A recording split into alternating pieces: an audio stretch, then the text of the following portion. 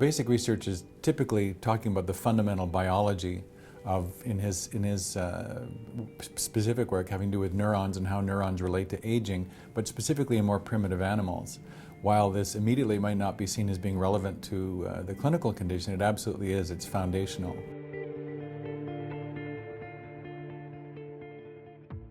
Well, I think the idea of taking the best products of basic research, translating them into actual clinical care, and then showing that care to be valuable for the population is really the spectrum of what we do.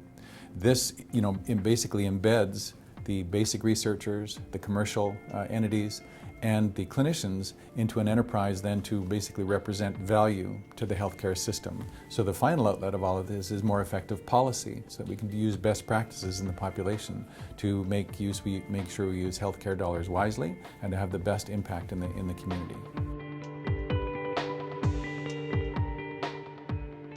The basic research impact on drug discovery is far-reaching. Everything from identifying new putative targets for therapeutic intervention to understanding the natural history of the disease so that we can identify subjects at an appropriate phase of the disease for therapeutic intervention.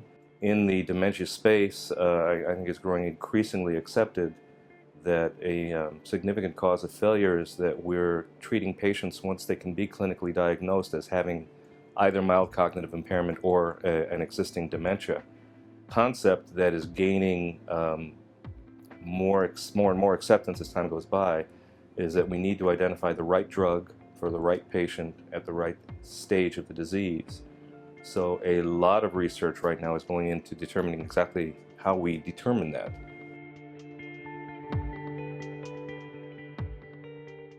There are lots of things that people can do to improve their brain health as they age. They fall into sort of two different categories of things you can do. One is maximizing your brain health through lifestyle.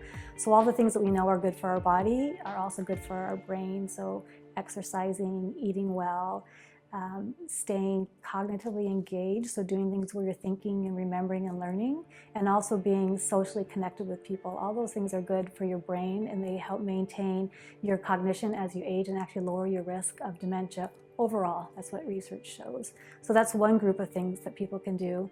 The other thing is that there are lots of tools or strategies people can use to help compensate for their memory changes. So it won't cure their memory, but it helps you deal with them better. So things like using technology to help you record things and remember things, using different strategies even inside your head to help you remember things, repeating things, making things meaningful, really focusing your attention on things that you want to remember. Those are things that can help you function better despite having changes in your memory. We're developing apps that might be able to use GPS or facial recognition to trigger when you run into something that is familiar and could send information to your smartphone, for example, to give you that information that your memory doesn't recall, but the technology can provide that information to help provide you with some context and ways to interact with those people.